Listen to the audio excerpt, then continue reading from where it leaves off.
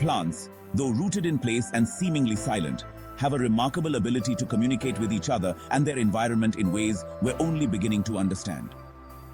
This fascinating world of plant communication happens through a variety of methods, both above and below ground. Above ground, plants release volatile organic compounds, or VOCs, into the air as a form of chemical signaling.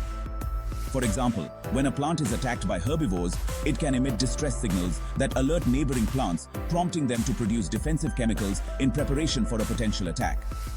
Below ground, an intricate network of fungal filaments, often referred to as the wood wide web, connects the roots of different plants.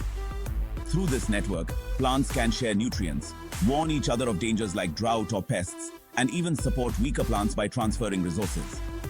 Some plants also communicate through their roots by releasing chemicals that can attract beneficial microbes or deter competing plants. This form of communication is vital for their survival and growth, allowing plants to interact with their ecosystem in complex and adaptive ways. In conclusion, while plants may not communicate in the ways we typically think of, they have developed sophisticated methods to exchange information, ensuring their survival in a constantly changing environment. Understanding this hidden language of nature opens up new perspectives on how interconnected and intelligent the natural world truly is.